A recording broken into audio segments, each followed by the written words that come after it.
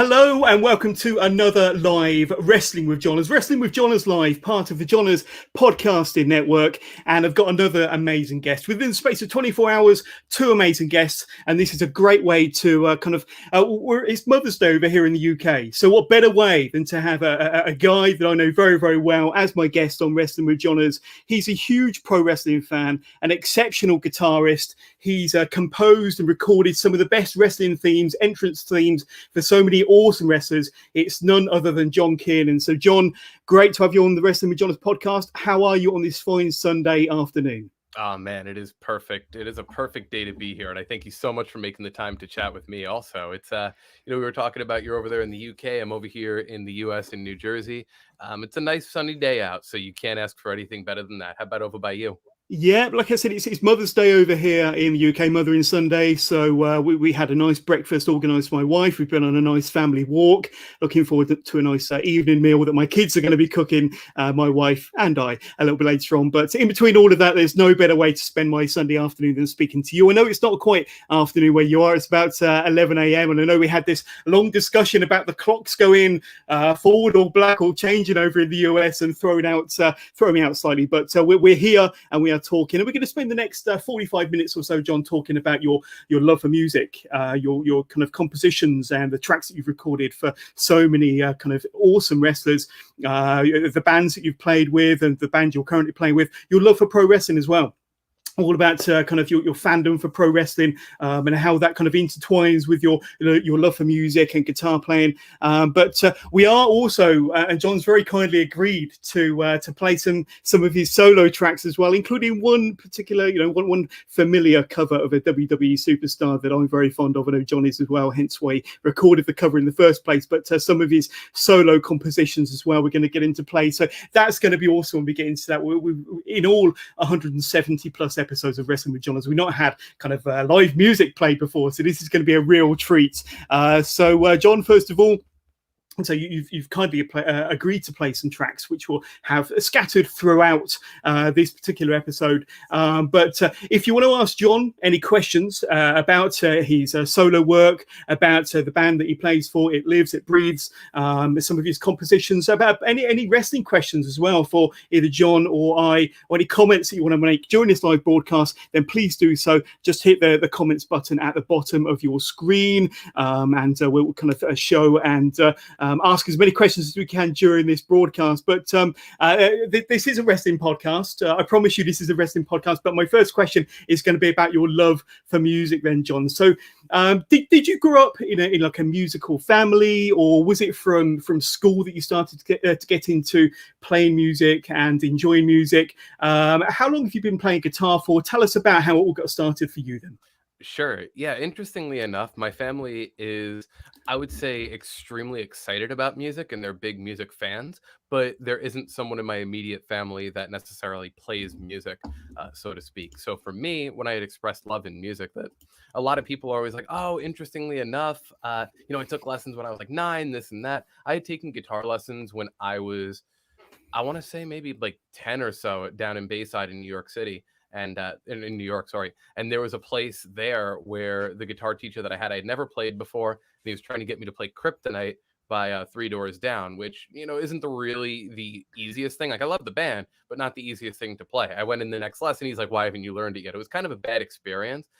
So originally when I started playing after my lesson, I would run, my parents would drop me off out front of the guitar studio, and I would run across the street to Burger King for an hour until they picked me up. So I had actually stopped playing when I was 10 for a couple of years. I was like, this is like, I don't know what this is. I don't like this. I don't like the feeling of me playing. But when I went down to Florida and my family and I moved down to Key West, Florida, some friends that I had made down there were really starting to play guitar and had been playing for a decent amount of time before me and after me. And so through that, I started to gain my love of music again, started learning, different pieces from like musicians that I was in at the time, like Steve Vai, Atreyu, different kinds of music. And, here we are now almost 15, 16, 17 years later. And I've been really grateful to do a lot of what I've done and be able to play music. I have a degree in music from Florida Atlantic University. It is an associate's degree in music as well, but it's for music composition, technology, and performance. So kind of blending all of the styles, which makes it very nice for doing the wrestling things, you know. Um, so yeah, that's a little bit of my musical background. I could go on, but I know we got some other things to talk about. But the core of Hey, it is I love this music. is your show, John. You say and do whatever you want. But I mean, I can't believe your first music teacher was getting you to play such a difficult kind of song straight off the bat. No wonder you wanted to kind of hide out in Burger King for a month before picking it up again later down the line. But when you did finally start to find your love for playing the guitar, then John, did you find it easy? Did you pick it up naturally? Did you kind of warm to it, over a short period of time? Not at all. I will say I'm not I'm not a natural musician, or at least in the sense of prodigy or anything like that. For me, even learning how to count in beat took me an extremely long time. I didn't really understand it. And I was in music classes when I was younger. I was in music classes even when I went to high school and middle school, whatnot. But it had never really clicked for me until I had joined orchestra in high school. And the teacher that I had then, this guy, Mr. Truman, was probably the person that really got me to start loving music more. And he was a guitarist by trade. Something for those who might be familiar with, Key West. We have a lot of bar musicians. A lot of people are playing at bars and things like that. Really cool stuff. So he was that kind of musician, but he was also the band director. So he knew everything about everything of music. And when I started to take lessons in band and I started to be in the orchestra, he also taught guitar. So it was kind of like I was getting it from all angles at that point. And that's when I really started to understand how music worked and really grew my love for it. But a lot of people will say, oh, I was a natural at it. I was not a natural at it. I still don't think I'm a natural at it, but you invest enough time into something that you love and the product is what you see. So Yeah. yeah, I'm not a natural whatsoever, but I love what I do. We mentioned at the top of the broadcast that you currently play for It Lives, It Breathes, and we're going to talk about them a bit later. But when did you start playing in bands then? I'm guessing you've played in quite a few bands in your time. Yeah, in high school was my first band, like for many of us, just learning covers, things like that. For me, the first serious bands I started getting into was when I was in college over in Boca Raton, Florida. I was in a band down there called Bell Tower Falls and another one called Needless to Say. Needless to Say was kind of like if you mixed Avenged Sevenfold and Paramore, you kind of got the blend of those worlds. And Bell Tower Falls was more for, let's say, my technical metal people, Protest the Hero, those kinds of bands. Over by you, let's say Aliases, Sixth, that kind of stuff is, really what we played there. And that was really just playing all around Florida. As time went on and I left playing bands, there was a point of time where I said, you know what, I want to kind of do my own thing, release my own solo record, and really be able to kind of experiment with what I want to do. And I would join bands on and off. I performed with Slash from Guns N' Roses with a band called Studio Wow. Treason. Uh, Nice. a couple of years ago, I was in a band called Ethereus, which is still around, very technical instrumental metal. So I've definitely had my share of playing in bands, but a lot of what I do now and is very much solo based until I joined It Lives It Breathes, who are just some of the coolest people in the world. So Yeah, and I was going to ask you about them next. And when did you finally hook up with them then? How did it all come about? Who approached who? And how long have you been playing for them? yeah, so I joined in 2020, and Kevin, the lead singer of It Lives, It Breathes, and Damnation, he'll go ahead and tell you he just came up to me one day and said, "You're my lead guitarist, and you don't have a choice." And I'll tell you that I didn't decline that offer. So that's how that one went. When we started both doing wrestling covers at around the same time with both bands, him in the iteration at the time around 2016 with It Lives, It Breathes, me on my own. And we both released our own versions of the Rising Sun, Shinsuke Nakamura's theme. And I remember seeing theirs, they had seen mine, and he and I, the singer Kevin, had grown a kinship through there. And they had done Will Ospreay's theme Elevated at the time. They had done a couple of different themes as well. And so we just kind of kept in contact, two ships sailing in the sea, if you will. And over time, over in 2019, I started doing wrestling themes. And I would always keep him in my mind. I'm like, oh, if I need a vocalist, I'd love to work with him. And he'd always kind of keep me in the ear. Oh, and we're doing wrestling covers. You're doing wrestling covers. Now we're both doing themes. Um, and then when it came to Brian Myers, I got a message from him one day saying, you know what, we want to go ahead and Brian's asked us to do a theme. We want to bring you in to do some stuff for it. And I'm like, all right, cool. So they basically asked me to piece the song together, to put it together. with a couple of references. And based on what we had come up with for that, he was like, yeah, I want to keep doing more work. And since then, we've done more work. And then one day he's just like, all right, you're my lead guitarist. You don't have a choice. Okay, that's cool with me. So that's kind of how I got hooked up with them. And It Lives, It Breathes is now a musical collaboration project between 4 people, myself, Chris, Matt, and Kevin. So you'll hear some stuff that's original, It Lives, It Breathes, some stuff that's more my original, some stuff that's Chris's original, and some stuff that is Matt and Kevin's, and then things that are all of us. So some cool stuff coming. And if y'all have heard It Lives, It Breathes already, there's some really cool stuff already out there. So there really is. And we're going to kind of be sharing all of the links and social media as far as where you can find out more about John and It Lives, It Breathes a little bit later on. Now, we've got some comments that are coming through. We've got a DJ, Yannick, who's obsessed with your socks for some reason, John. What's this about your socks? So, hi, Wrestling with Johners. Question for John. What's the choice of socks that you're wearing today? A difficult one. I don't know whether you're wearing particularly colourful socks, but is there like a hidden message? Do you know, DJ? I don't, but I'll tell you this very simply. I just wear black socks. Keep it simple. You know, all the best people that have done this stuff in the world, they keep it simple, keep your closet full of like the same exact clothing similarly. That's fine. I just do black socks. Totally cool with me. Yep, and DJ said again, I think John has boring black socks on, so he guessed right there. 99% of the time, all the time. But if you have any more questions, non-sock related, you can say there's sock related questions. Yeah, I've never had sock related questions on a podcast before, so it's a little bit different. But yeah, DJ says he knew it. He knew that you were wearing black socks. So there we go. But the heaviest of colors. So when we've briefly touched on it, John, but when did you first get involved with writing wrestling compositions then? Was it something that you always wanted to do and never got around to doing it until a certain time, or was you approached to do something? So when was your first kind of fascination or involvement with wrestling themes? It was with a podcast that I was doing at the time called the Armchair Bookers Podcast. And the podcast right now is on hiatus, but very similar review podcast talking about all things wrestling.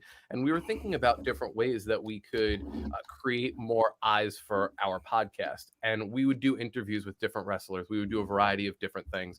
And one of the hosts had said, you know what, will you do music? Have you ever thought of doing wrestling themes? And it had never been something that came into my head like, oh, I would love to like do this exclusively.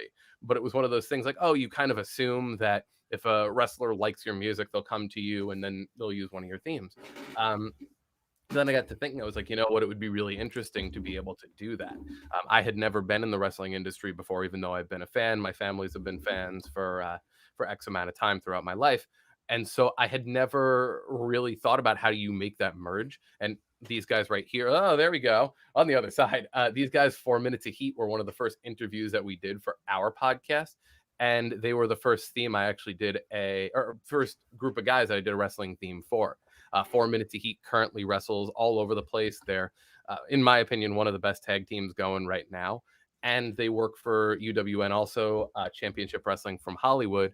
And they had asked me, they're like, oh, we want to go ahead and have a new theme. I was like, oh, well, I write themes. How can we go about this? And through them, we came up with All Night Overdrive, which is very much an 80s inspired, kind of like a Motley Crue style theme.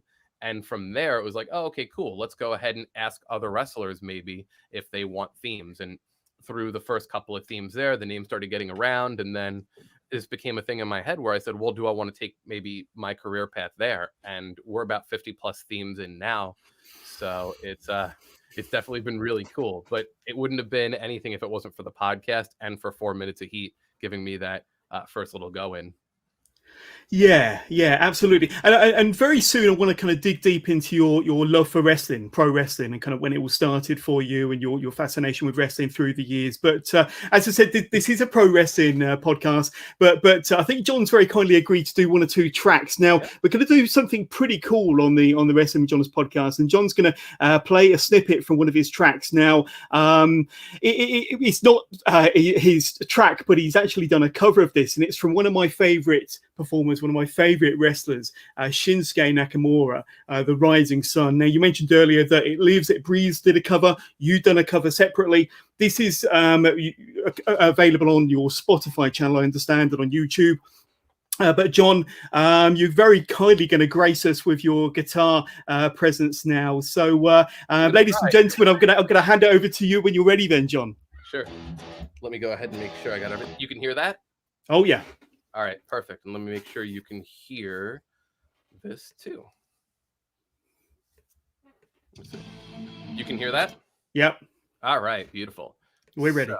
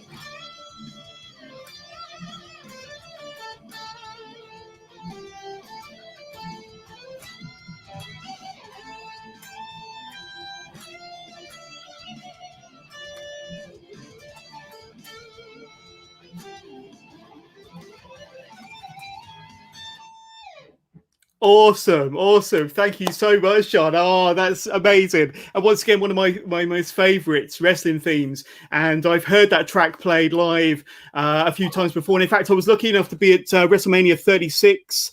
Was it 36, 34 in New Orleans? And I can't remember the name of the female guitarist, but she was on the rampway playing Shinsuke. Who was that? Sorry? That was Nita Strauss, yeah. Nita Strauss, and she was there playing Shinsuke to the ring, and that was an awesome entrance being played live, and I was kind of privileged to be there, listening to it in person. But hearing you play it as well, John, truly phenomenal. Thank you very much. Very, very good of you to do that. So we mentioned earlier on in the interview that I have to actually cut you off real quick because I remember that carry on. Photo over on your Facebook of you actually meeting Shinsuke and doing the come on. I was like, that's so dope. That's so awesome. Absolutely. So I met him at Fan Access. Wow, I think the night before Takeover, so probably the Friday evening. I was there for 5 days, and I met kind of maybe a dozen, 15 or so WWE superstars while I was at Access, including Daniel Bryan, my personal favorite. I got the opportunity to have a VIP meet and greet with Shinsuke. And he was doing all this stuff with the fans up on the stage for the camera. And I said to Shinsuke, I said, we got to do the come on. I hadn't seen anybody do the come on yet. So I said, we got to do the come on. He was kind of slightly caught a little bit off guard because I led him to doing the come on. And I did kind of the over the top, come on. And he kind of joined in. And that's when the photographer kind of started clicking away. But that was fantastic. And I mean, you put a smile on my face by reminding me of that awesome experience. I kind of momentarily forgot that I met Shinsuke in New Orleans that time, but once again, one of my favorite wrestlers, and they've actually brought back the original kind of Shinsuke theme recently to WWE TV, which I'm really, really pleased about. I quite liked the heel kind of version with the lyrics, but not as good as the original. But awesome. We got a couple more tracks that John's going to play us a little later on. So we're having some awesome fun here on Wrestling with John today. So we mentioned earlier that you mentioned that you've recorded for up to and above maybe 50 wrestlers and 50 wrestling entrance themes. Now, I've got a bit of a list here, but we mentioned Brian Myers. I think Brian Myers is going to be the next one you're going to be playing a bit later on. PJ Black as well, Danny Jordan, Chris Canyon, Chris Dickinson, which I think is another one you might be playing towards the end there, and also the intro music for UWN Primetime Show and a whole load more. Have you got some that you're particularly proud of then, John, that you kind of was a little bit surprised to be kind of composing for? I mean, obviously some of the bigger names, to be doing their tracks must be a great honor for you, but any others for maybe some lesser known wrestlers that you really took a lot of sense of pride in? Yeah, and it kind of goes towards the ethos of the way that I look towards writing wrestling themes. We hear as listeners great music. We hear music that really gets us going for one reason or another. But when you're writing music for a wrestler, it's down to, does it describe the wrestler? And before the wrestler even hits the ring, what is the wrestler trying to convey? Everyone can have, and Jim Johnson will say this all the time, everybody can have just a generic rock track that sounds fine, or sound effects or whatever. But you really want to be able to key into who the wrestler is. And there's a lot of them. PJ Black's was really cool, and I feel like his really amped up the style of what he does, what he has done over time. His was one of them that I was really surprised to work with PJ Black. I was starting to now reach out to wrestlers, as we talked about, and I sent him a DM. I was like, hey, here's what I do, here's what I've worked with, and I'd love to write something for you. And I'm like, I'm some schmuck, he's not going to go ahead and message me. And he's just like, yeah, let's do it. I'm like, what? That's the thing. Some that I've written for that I'm really proud of. There's one wrestler. Oh man, I say one, there's a lot. I would tell you there's a group out in New Jersey called The Division. And they have about 5 or 6 members in there as well. The gentleman, or the person who I had written for originally for it, was named the Notorious Mimi. She at the time, she was a triple champion. I think she's probably a triple champion now. She's just covered in gold, baby. That's what she does. Oh yeah. But she's part of this stable called The Division. And one thing that I had said was, I want to go ahead, and if I ever write for The Division, I'm going to take your theme and do what we call thematic material leitmotifs. So basically, whenever I write for somebody for The Division that wants a custom theme, we're going to take the main melody from yours and make that kind of like the Division theme. All of the themes are going to be based around that. So the head of the stable named Benjamin King came to me and said, can you write one for The Division? So when I wrote that one, that came from her theme. Like if you listen to her theme and his theme, or the Division's theme back to back, and one that's coming out for another member of their stable named Rico, you're going to hear that same theme throughout, even though the style's changed. So for me, it was important, and is important, if you're part of a stable and you're looking for custom music, you're always wanting to emote who you are, but there's no reason why you can't tie that back to who you're currently with. Then when you leave, you can do something completely different, and it even shines you more, saying, okay, now I've left them, I'm no longer defined by them. There's another wrestler named Persia Pierce, who is out of Florida, and she is, and I'll name one more after this too. She was, or is, sorry, more of like an MMA style fighter, and so for her, that was kind of her MO. Like, I'm an MMA fighter, and I was like, okay, cool, but let's draw a little bit more from that, because we want to be able to really dive deeper into what you do. So we made her theme with vocals that say tap or snap. We added some sound effects of bone breaking. So that one was really cool, and it has a very heavy sound. So before you even hit the ring, you know that this person means business. One of my favorite ones that I bring up all the time is for this group called the Snake Pit. And they are, gosh, I forget where they're based out of, but it's a stable run by a cult leader named Duke Cornell. Great group. If you listen to that one, it's got a lot of this it's kind of got what I'll say, like if you know Live in Fear by Mark Crozer for Bray Wyatt, it's kind of got that feel, not the Fiend feel, but the original one. Yeah. Got kind of like that cult leader feel, but a little bit heavier. And for me, that one was one where I was like, okay, cool. I have who the wrestler is, and I'm going to bring that out as much as I can. Really crazy sounding guitar, slide guitar, because it's kind of southern, things like that. But that one was one I was really proud of. Awesome, awesome. And is there a difference between writing an ordinary rock track, some rock music, as compared to doing a wrestler's entrance theme? Is there a different process, a different building pattern, any difference technically wise, as far as building the two different types of track? I would say so, yeah. And this is some advice for people that may be listening or watching that may want to do more wrestling entrance themes, for example. First and foremost, always think of a wrestling theme as kind of like you're scoring a movie, right? You're scoring a movie that's going to be going to different promotions, and just you're going to be tying your music and your audio vision to the wrestler. So you should always focus on who the wrestler is and what the wrestler is supposed to be. So that's one thing I'll always say. Writing a normal song, you still have general flow. You have, verse, chorus, those kinds of things. For me, the most important part of writing a wrestling theme happens in that first 90 seconds, because people can listen to the track afterwards and really enjoy the rest of it. If you Yeah. listen to a lot of my tracks, they are more full songs than just, A and B sections repeating, which I think is important. But that first 90 seconds is really the most that a wrestler will usually get, unless they're getting more fanfare or whatnot, and they're doing loops, whatever the case may be. The point is, if you can lock in that first 90 seconds to define who the wrestler is, that way when they hit the ring, they hit their intro, they're in the ring, they do their poses. If you can lock that in, that's always the most important part to me. So it's a lot more like scoring a film working for wrestlers than it is writing just a general rock track. And there are some rock tracks which work perfect, great ones. But I'll give an example. I love all of Kane's music that's ever come out. Glenn Jacobs, his best theme, honestly, was the first one. I know we all love the Finger 11 one. I know we love that one. It's great, but as a theme itself, Burned, the original one that Jim Johnston did, that organ hit, and you knew it was over. You knew that no matter what happened, it was over.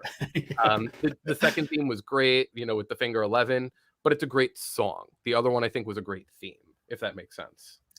Absolutely, absolutely, and thank you for kind of explaining the differences there. And like I say, for any budding musicians or wrestling theme composers, there you go. You heard from the man himself. But let's talk a little bit about wrestling then, John. So, pro wrestling. When did pro wrestling first come into your life as a fan? I've been into wrestling for years. My family, my mom and my dad are into it. My brothers were into it. My sister's into it. All of us, to varying degrees, are and were into wrestling. The first match I remember seeing for WWE was WrestleMania 12, Bret Hart, Shawn Michaels Iron Man match.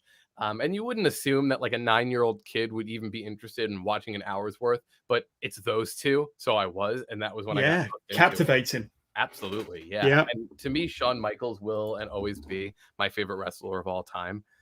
He's great. He can do no wrong. Adam Cole is very much in that vein. I'm not calling him the next Shawn Michaels, but I'm saying Adam Cole's my second favorite right now, because he's shares a lot of those characteristics, which is great. Outside of the super kick, ladies and gentlemen. But yeah, no, that's when it started for me. My dad's friend was actually one of the referees for ECW and some independent shows in New York. And so I had gone to a bunch of those shows when I was younger. If you guys are familiar with Virgil kissed my mom on the hand, and the guy that he was fighting that night had a manager. I got mad at the manager because they kept cheating when I was like 5 or 6. So I kicked the manager in the leg through the guardrail.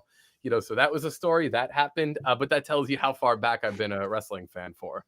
So that's awesome. That really is. And I was going to ask you, the next question was kind of some of your favorites growing up. You've already mentioned Shawn Michaels. Modern day, you've mentioned Adam Cole. Any other kind of wrestling heroes or larger than life characters that really gravitated towards you?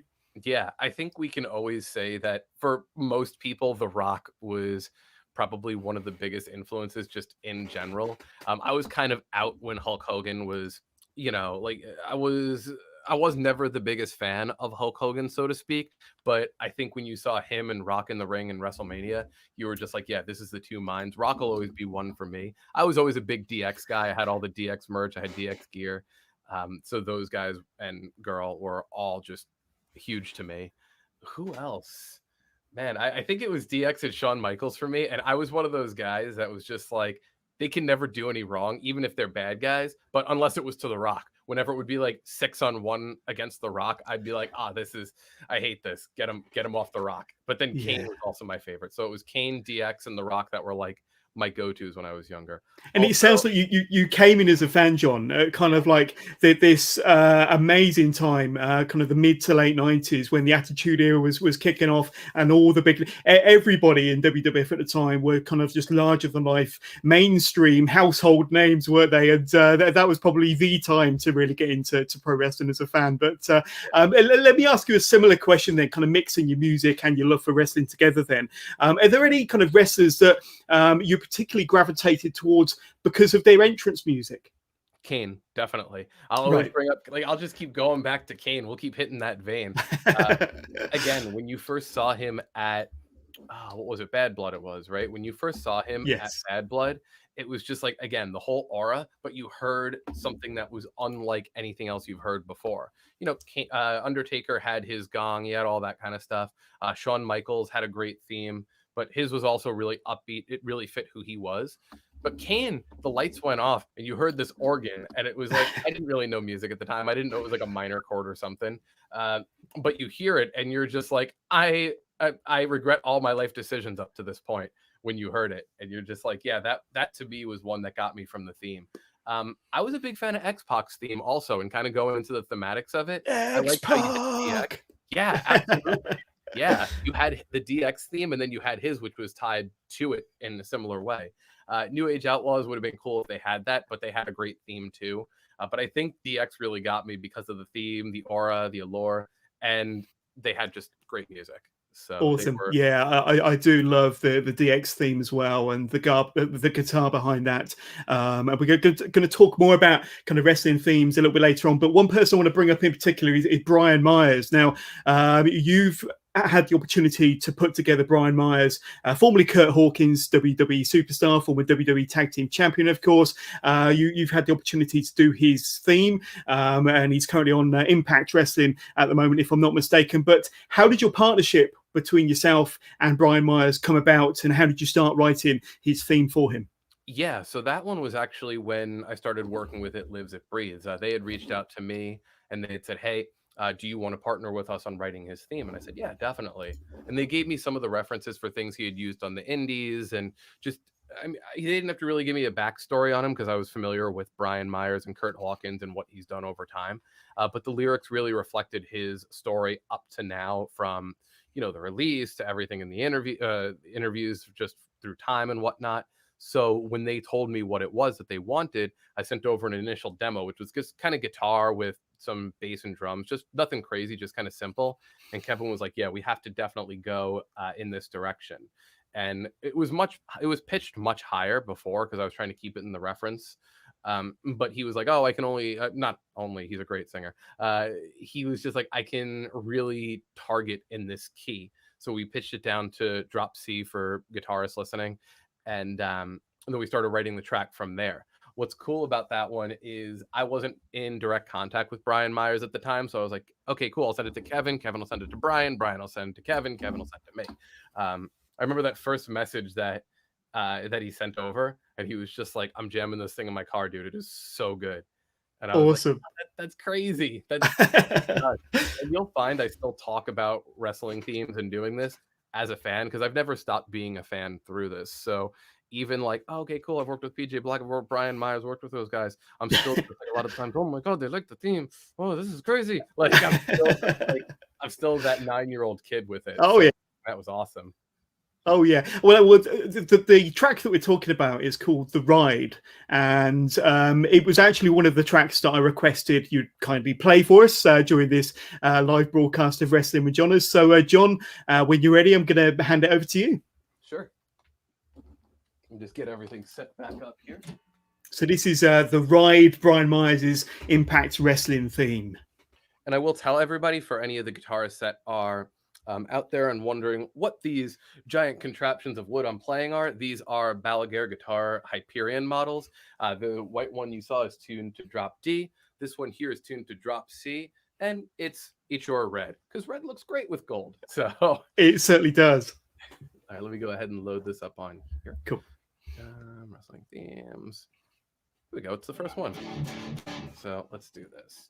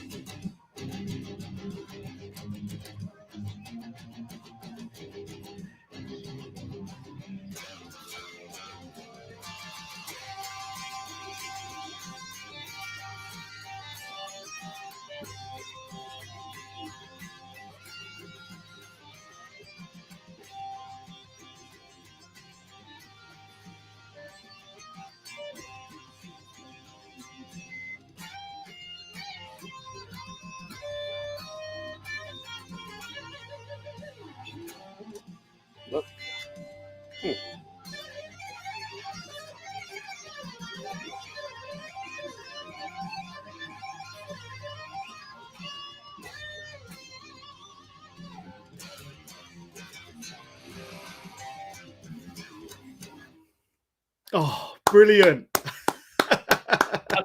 Oh, I absolutely love that.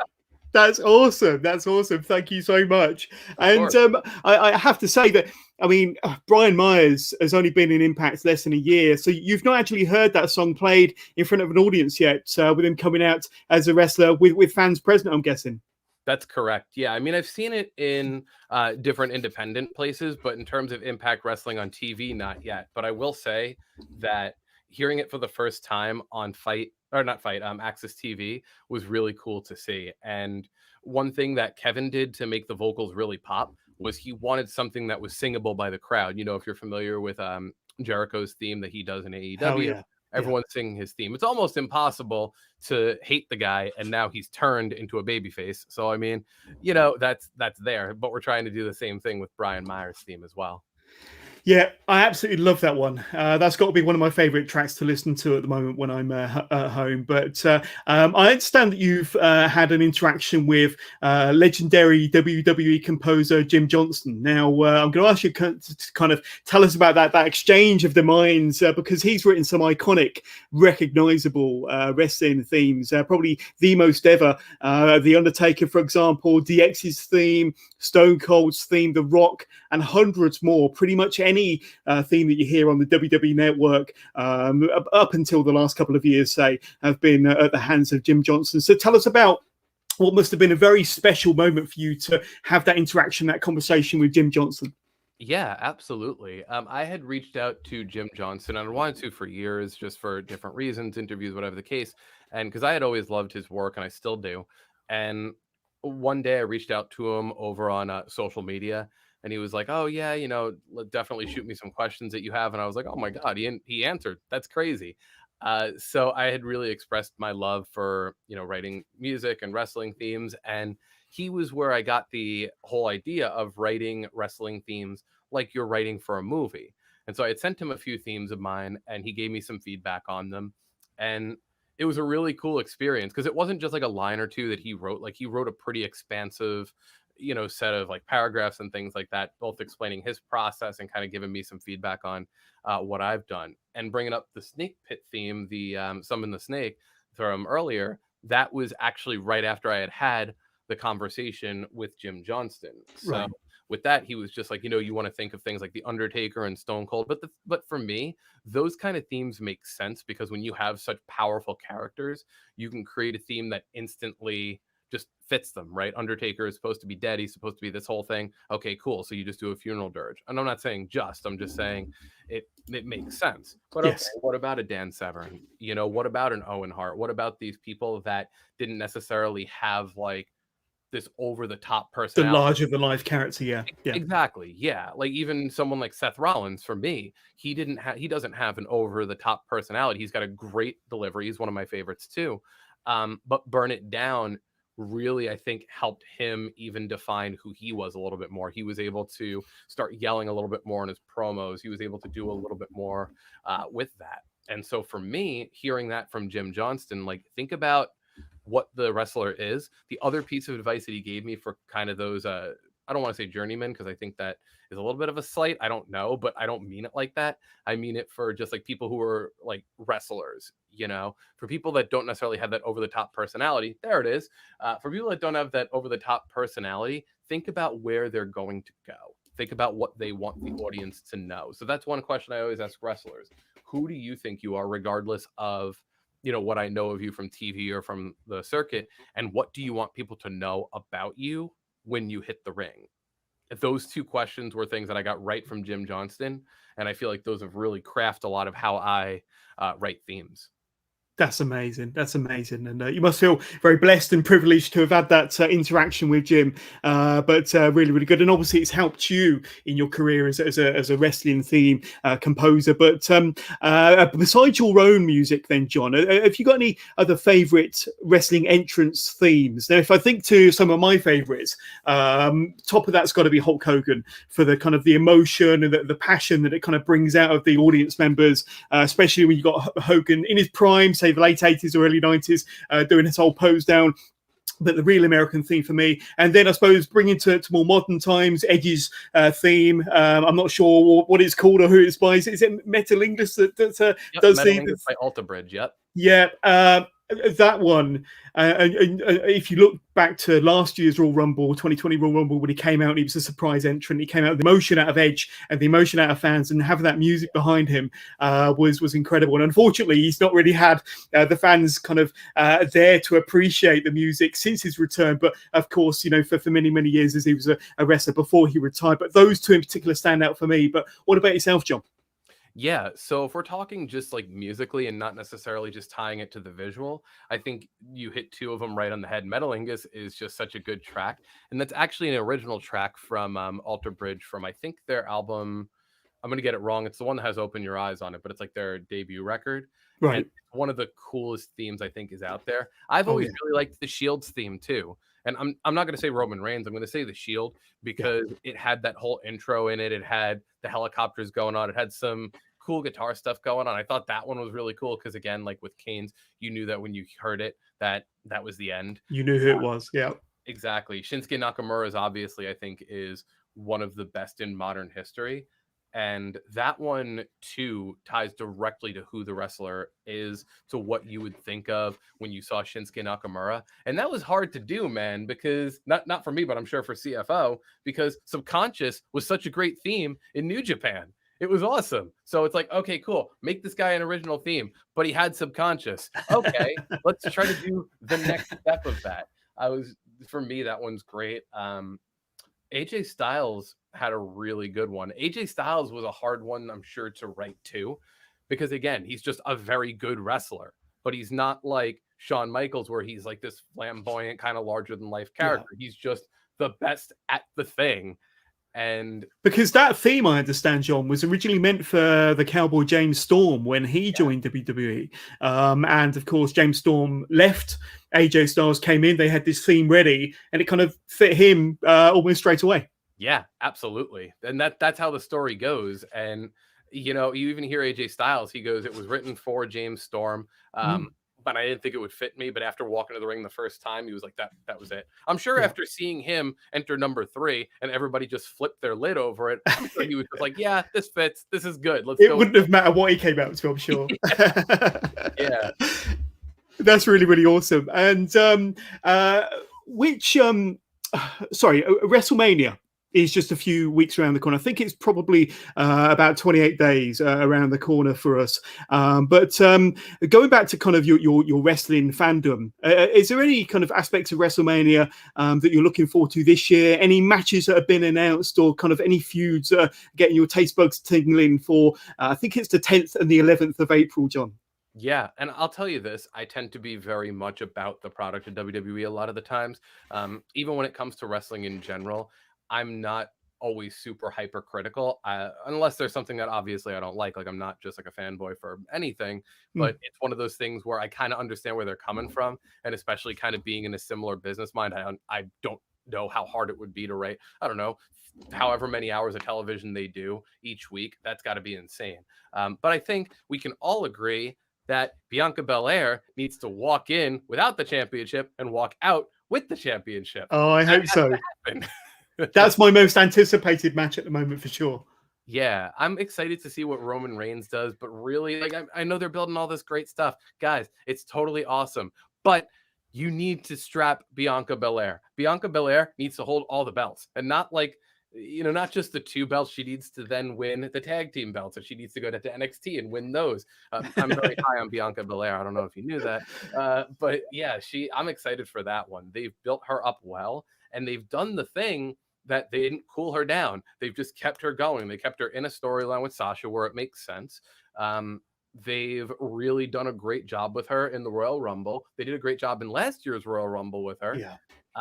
And she's just, to me, the best at the thing right now. So yeah, I'm excited. And you hear so many stories of NXT alumni coming up onto the main roster and WWE either not knowing what to do with them, or maybe dropping the ball with them before they've even got started. With Bianca, they have kind of ramped it up slowly but surely and gradually to the point now where, her star is as bright and as high as ever. And WrestleMania has come at the perfect time as one of the characters that they've done really well with, and they've built her really, really well. So yes, I agree with you. That's probably the match at the top of my card at the moment. What about Roman Reigns? You mentioned Roman Reigns going up against Edge, and it looks like Daniel Bryan could be getting involved. So for me, that's a positive, but a potential triple threat match there at WrestleMania.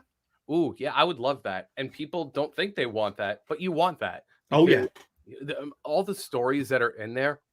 Arguably, Roman Reigns is doing some of his best work he's done in years now. First off, the story of Edge coming back, the one final gunsling to win the championship, and Daniel Bryan on his last run, from what he says. All he had to say in one interview was, yeah, this is going to be my last run. This is going to be my retirement run. And everybody's like, oh my God, is this your last match? Like that's his thing. One more match I do want to bring up too. I don't know if it's going to be on WrestleMania, but it needs to be, because these 2 guys need to be on WrestleMania, even though I know they're doing the NXT show. You need to have Karrion Kross and Finn Balor for the NXT Championship at WrestleMania, because Finn Balor deserves to be on WrestleMania, and Karrion Kross deserves to be on WrestleMania, and Karrion Kross deserves to be in as many screens as possible.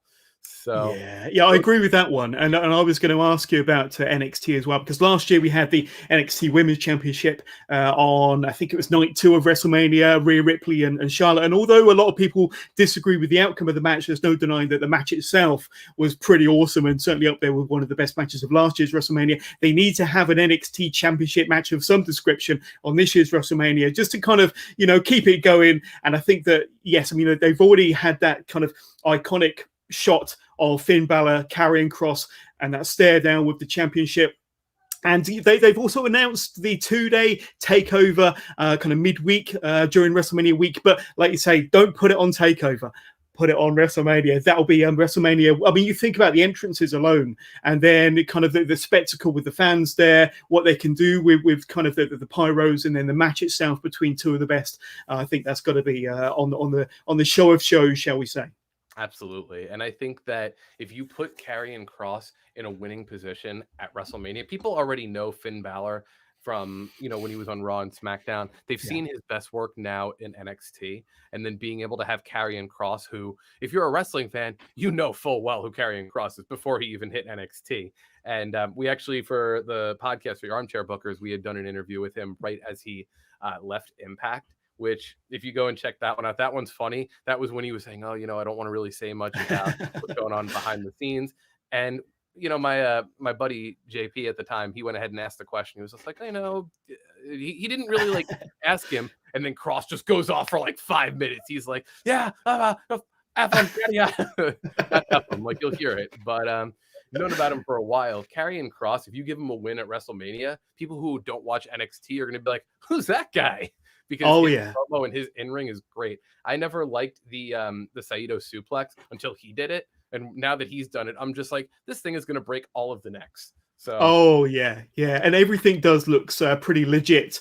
And you sit up and take notice when he's in the ring. And such a shame that he got injured when he did and had to kind of vacate the championship. But now he's back. You could say at the perfect time, right around WrestleMania season.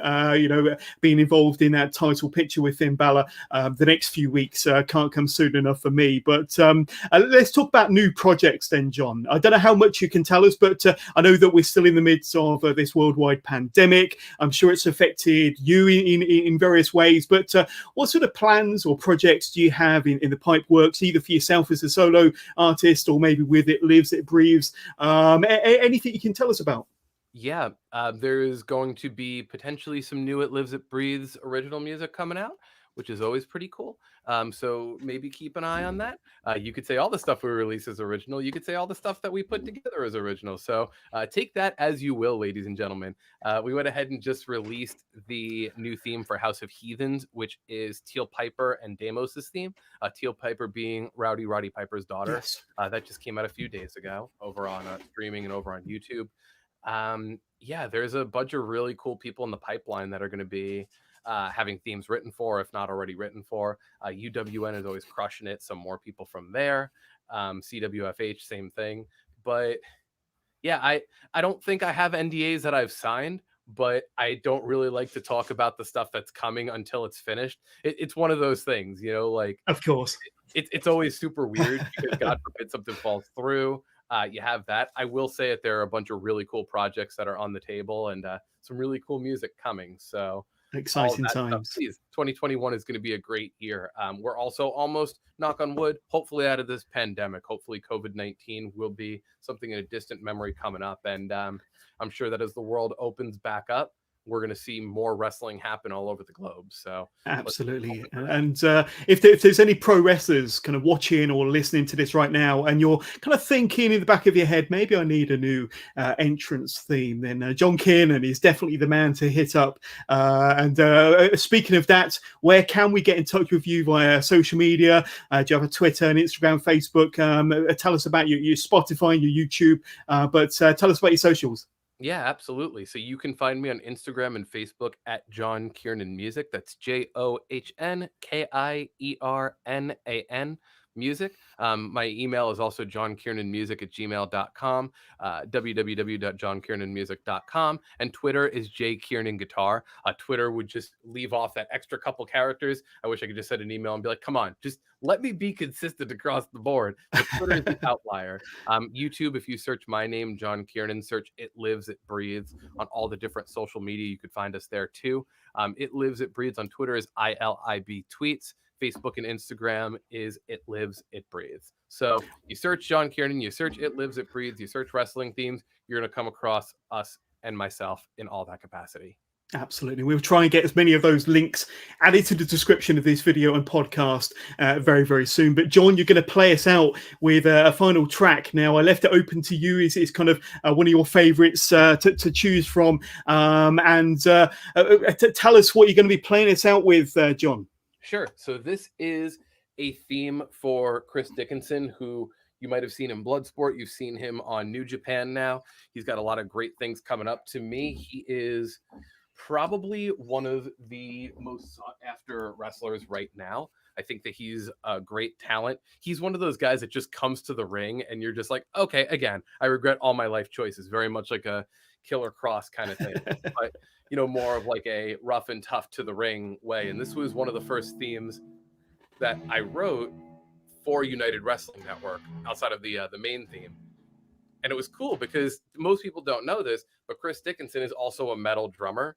And so I don't get to often speak with wrestlers in musical lingo, musical terms, which makes sense. But he was just like, oh, yeah, over here, can you add like the punk beat and can you hit on the 2 and 4 with the snare? I'm like, you know the words, you know what to say. He's like, yeah. So he's been killing it in New Japan. He's been killing it all over. He killed it in Bloodsport. He went against Jon Moxley, I think it wasn't this Bloodsport. It was the one that happened right before, 3 or 4. Look it up. It was a pretty brutal match, but Jon Moxley and Chris Dickinson are going to give it to you. So this is his track called Dirty. And let me throw my glasses on. I can see far. I can't see close, ladies and gentlemen, if you didn't tell. See. Cool. Let me go ahead and get this squared up. You know who I am!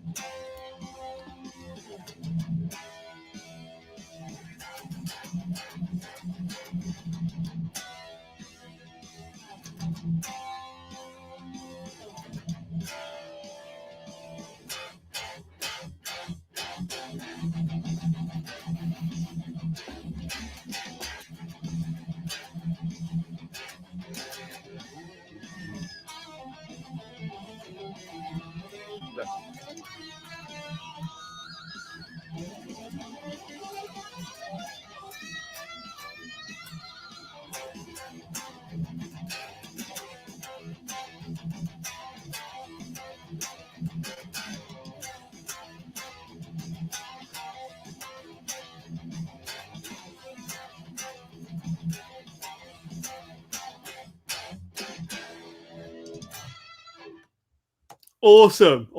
Thank you very much. John Kiernan, you've been an amazing guest. Thank you very much. We'll have to do this again. We will have to do this again. Please, yeah. But there we go. We're going to play out with our intro, with our outro. But John Kiernan, thank you very much, and have a great weekend, buddy. Of course, you too. Thank you so much. Take care.